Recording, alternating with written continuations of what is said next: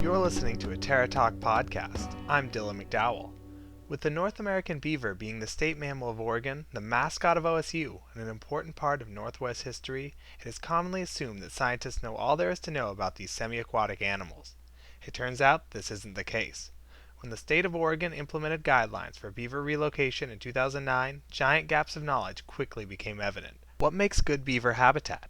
What is the home range like for Oregon beavers?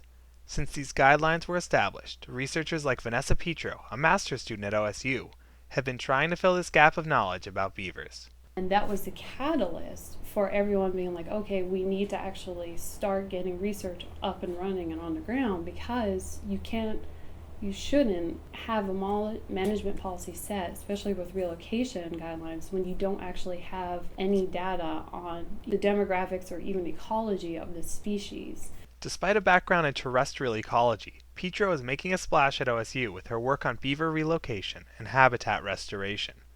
One example is the positive effects beavers have on coho salmon habitat, which are an important part of Oregon streams.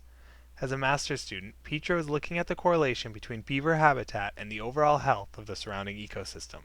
There's a significant amount of research that already says, beavers are definitely beneficial and enhance ecosystems across the landscape. And we know there's research that already supports beavers are beneficial to coho populations in terms of how they increase in-stream complexity and create and enhance coho rearing habitat. What we're hoping is that we can collect enough data to help us better evaluate the efficacy of actually relocating beaver onto the landscape to see if they actually increase coho habitat, and while at the same time minimizing human-wildlife conflict. It turns out beavers in western Oregon aren't the typical lodge-building beavers we tend to think of.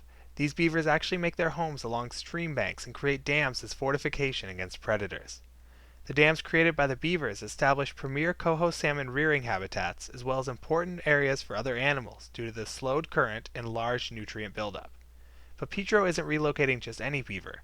She's targeting what she calls nuisance beavers. Well, a nuisance beaver is an individual or multiple individuals that are actually causing damage beyond a landowner's level of tolerance, and damage being blocking culverts, building dams that are flooding out sections of their property, chewing and felling valuable trees. Petro says individual tolerance is the reason some landowners want to get rid of beavers while others embrace the animals.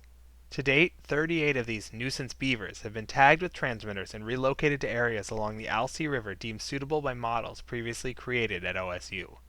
Of those 38, however, only 2, a male and female pair, have successfully created dams.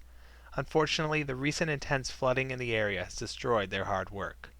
As for the other 36, a few have been taken by predation, but most are continuing to look for a proper place to build a dam. It's this larger category of beavers that are providing insight into what makes suitable beaver habitat. Although the numbers don't seem promising, Petro remains optimistic about the study, saying that learning why beavers don't choose certain habitat is just as important as knowing which areas they will choose. Keeping in mind, we're not trying to say that we're supporting or, dissuading beaver relocation. All this project is aiming to do is to gather data so that way we can evaluate it and determine the efficacy of actual beaver relocation across the landscape. Since starting in September, the project has encountered very little resistance from landowners. Most are excited about the potential for river restoration. As the study progresses, Petro and her colleagues continue to increase our overall understandings of beaver impacts. At a school that boasts a beaver mascot, it is only fitting that OSU is on the forefront of this exciting new research. For more information, visit us on the web at oregonstate.edu/terra.